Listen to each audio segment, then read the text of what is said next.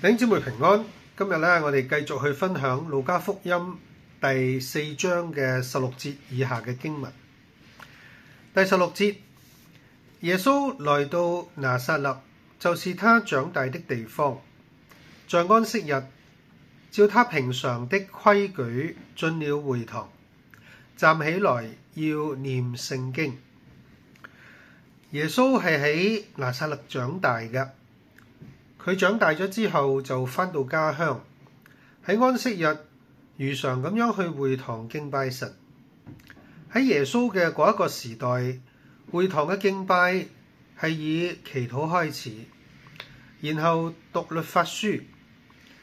律法書即係由創世記一路呢去到申命記，就係所謂嘅五經，再到耶穌所讀嘅先知書。當時冇我哋而家所謂嘅教牧人員，會堂會邀請當地嘅權威人士讀經講道，所以耶穌喺返到故鄉之前已經係開始傳道，而且佢當時一定已經略有名聲。耶穌就企嚟念聖經，係尊重神話語嘅態度。有啲解經家認為呢一章16到30節係耶穌出嚟傳道之後3次返鄉嘅綜合記錄。第一次係16到22節上，記載喺馬太福音4章13節。第二次係22節下到24節，同樣記載喺馬太福音嘅13章54到58節，同埋馬可福音6章1到6節。而第三次呢，就係25節到30節。第17節，有人將先知以賽亞嘅書交俾佢，佢就打開，揾到一處寫住咁樣講嘅。嗱，耶穌係按會堂敬拜程序，由商禮將以賽亞書交俾佢，但係究竟經文係自選，抑或係根據固定嘅經課表呢？係不得而知嘅。第18節，耶穌揾到呢一個經節呢，就係主的靈在我身上，因為他用膏膏我，叫我傳福音給貧窮的人，差遣我報告被擄嘅得釋放，瞎眼嘅得看見，叫那受壓迫的得自由，報告神悅納人的禧年。呢一段經節係引自以賽亞書61章1到2節。和合本嘅記載係主耶和華嘅靈在我身上，因為耶和華用膏膏我，叫我傳好信息給謙卑的人，差遣我醫好傷心的人，報告被擄的得釋放，被囚的出監牢，報告耶和華的恩年和我們神報仇的日子，安慰一切哀傷的人。恩年係指猶太教每50年一次嘅特別年份，依據利未記25章8到22節嘅規定，呢一年被視為神嘅恩典同埋自由嘅象徵。有下面嘅重點：第一，釋放奴隸。喺恩年嘅時候，所有嘅奴隸同埋被賣嘅以色列人都應該被釋放，回歸到自己嘅家族同埋土地，強調對人權嘅尊重同埋對自由嘅重視。第二，歸還土地。所有嘅土地喺恩年嘅時候都應該歸還俾原來嘅擁有者。咁樣意味住，無論喺最初嘅50年裏邊，土地嘅所有權點樣變更呢？所有土地都要恢復到最初擁有者嘅手上，確保每個家庭都有佢應該有嘅產業。停止耕作，喺恩年唔應該耕種，讓土地可以休息。一個規定唔單止保護咗土地，亦都體現咗對自然資源嘅可持續性。神嘅恩年係被視為神嘅恩典年，象徵神對以色列人嘅憐憫同埋赦免。喺呢一年裏邊，神嘅祝福同埋恩典係被特別嘅高舉同埋宣告，鼓勵人回歸到信仰同埋道德嘅生活。第20節，於是把書捲起，交還執事，就坐下。會堂裏嘅人都定睛看他。耶穌就對佢哋講：今天這經應驗在你們耳中了。耶穌引用以賽亞書嘅經文宣告佢嘅使命，係為咗體現恩年嘅精神同埋意義。按當時嘅背景，讀者讀到呢一段嘅時候，心裏面想嘅被擄釋放，應該呢係由呢一個巴比倫被釋放。但係耶穌進一步將呢一種釋放解釋為彌賽亞國度降臨嘅時候人所得到嘅釋放，而且宣告嗰一位拯救者就係佢自己。第22節，眾人都稱讚佢，並希奇佢口中所出嘅恩言，又話：這不是約瑟的兒子嗎？呢一節較直接嘅譯法應該係話，眾人都認為佢講得好，而且開始意識到佢同普通人唔同，因為佢說話好有感染力。村民好震驚，呢個老鄉唔係約瑟個仔咩？點解佢講嘢咁犀利嘅呢？注意，路加講嘅稀奇，而唔係欽佩或者讚賞。佢哋稀奇耶穌嘅話，但係就冇放喺心上。第23節，耶穌對佢哋講：你哋必引這俗語向我說，醫生，你醫治自己吧。我哋聽見你喺迦百農所行嘅事，亦都當行在你自己家鄉裏。耶穌引用嘅俗語雖然唔知道來源，佢嘅重點係好清楚㗎。但係語意含混，醫自己同埋迦百農所行嘅事，亦都當行在自己家鄉，究竟有咩關係呢？耶穌知道自己嘅名聲已經傳遍咗拿撒勒，但係呢啲人心裏邊質疑耶穌不過係約瑟嗰個來歷不明嘅仔。大家都記得嗰段唔光彩嘅過去。佢要比喺其他唔知道佢底細嘅地方表現得更加嘅努力，要去證明自己。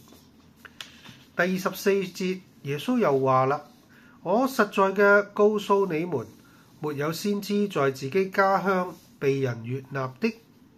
耶穌知道鄉里佢哋嘅心思意念，佢斷言冇先知喺自己嘅家鄉被人悅納，因為無論佢點樣做，都洗刷唔到佢係媽媽通姦生落嚟孽種嘅嗰一種鄉民嘅先天印象。第25節，我對你哋講實話，當以利亞嘅時候，天閉塞咗3年零6個月，遍地都有大饑荒。嗰個時候，以色列裏邊有好多寡婦。第26節，以利亞並沒有奉差往他們一個人那裏去，只奉差往西頓的撒勒法一個寡婦那裏去。耶穌舉咗2個偉大先知做例子，去證明佢嘅觀點。以利亞冇從以色列裏邊好多嘅寡婦裏邊得到幫助，上帝差遣咗佢西頓嘅撒勒法，讓嗰度嘅一個寡婦去供養佢。大家如果有興趣，可以參考一下列王記上嘅37章。上帝唔一定要用神嘅選民去侍奉，佢同樣恩待外邦人。第27節，先知以利沙嘅時候，以色列中有許多長大麻風嘅，但係內中除咗敘利亞國嘅乃縵、冇一個得潔淨。耶穌再用以利沙醫治乃縵，記載喺列王記下5章1到14節。耶穌用呢一個典故進一步嘅說明，上帝嘅恩典係普世嘅，唔一定只臨到猶太人。第28節，會堂裏面嘅人聽見這話，都怒氣滿胸，就起來兇佢出城。佢哋嘅城造在山上，佢哋帶佢去山崖，要將佢推落去。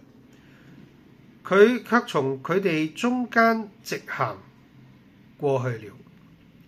村民對耶穌先入為主嘅偏見，加上佢竟然強調上帝恩典雨露均沾，神嘅選民冇特權，明顯係挑戰佢哋上帝幫助猶太人嘅既定邏輯同埋根深蒂固嘅想法。喺盛怒之下，佢哋就喐手要推耶穌落山崖。耶穌從佢哋中間直行過去了。呢個本身就係一個神蹟，雖然唔係拿撒勒人所要嘅嗰一種，但係耶穌從此亦都冇返過拿撒勒。第31節，耶穌下到迦百農，就係加利利嘅一座城，喺安息日教訓眾人。佢哋好稀奇咁樣，他們很稀奇他的教訓，因為他的話裏有權柄。耶穌從拿撒勒下到迦百農，下係因為迦百農嘅地理位置較低，但係佢嘅具體位置，我哋今日仍然係唔知道嘅。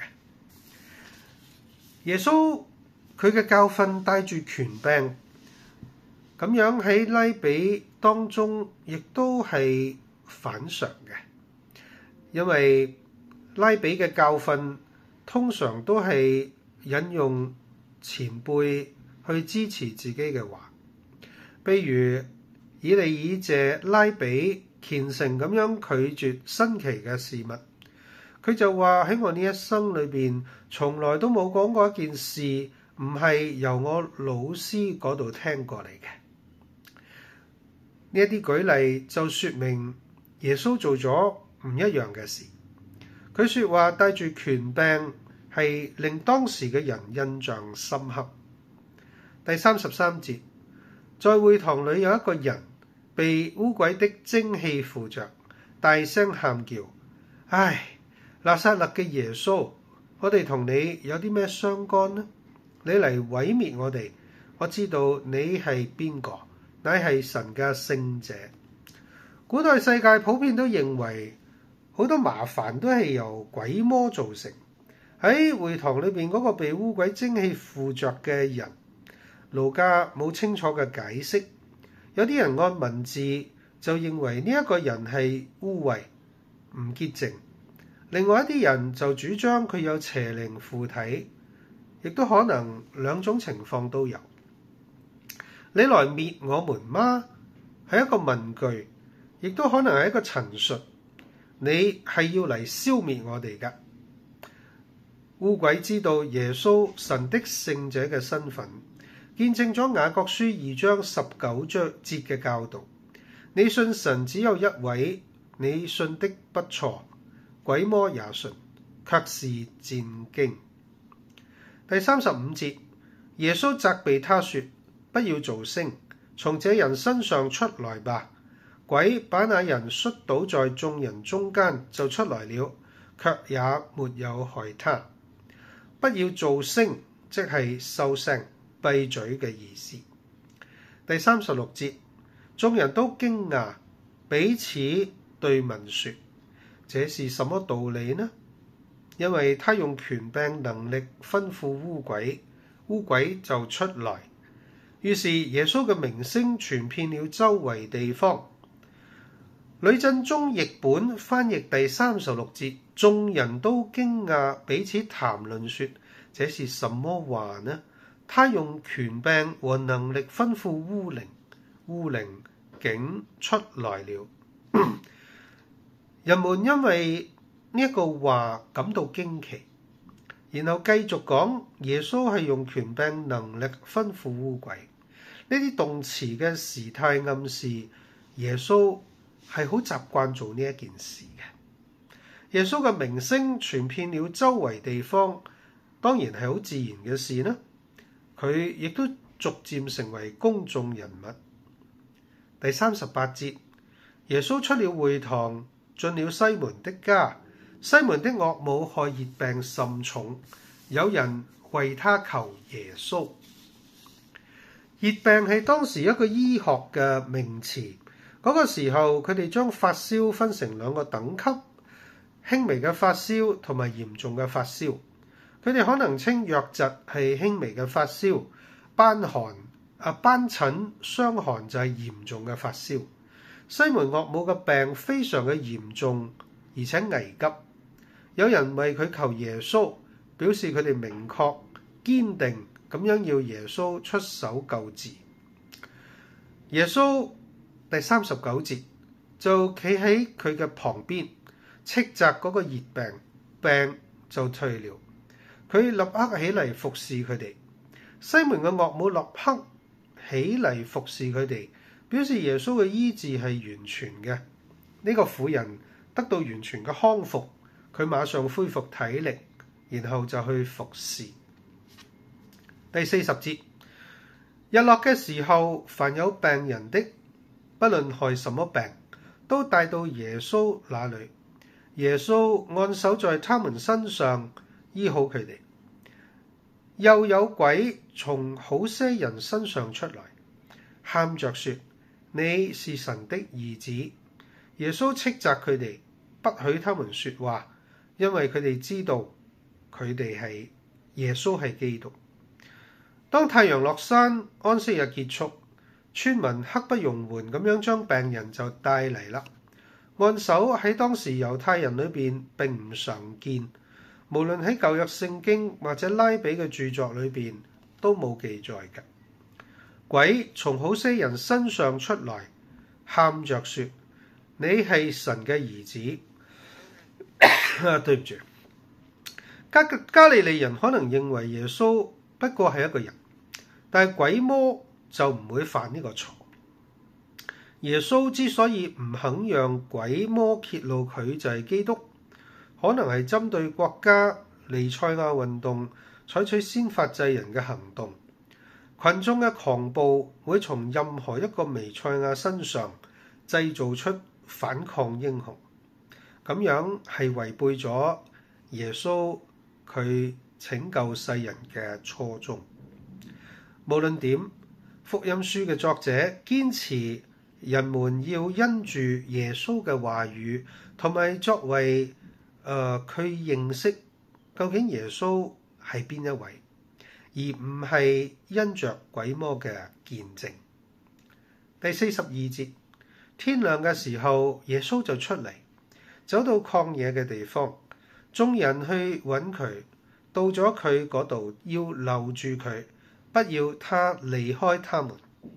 但係耶穌對佢哋講：我也必須在各別城傳神國嘅福音，因我奉差原是為此。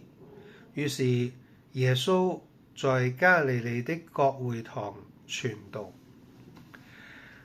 耶穌拒絕撒旦為佢做見證，佢要親自去宣揚神嘅國已經喺佢裏面，同邪惡爭戰嘅權柄已經啟動嘅福音。呢一個係一個重大嘅宣告。相對於治病趕鬼，邊個輕邊個重呢？嗱，我今日嘅解經呢就去到呢一度，我哋下一次再演繹其他嘅經節。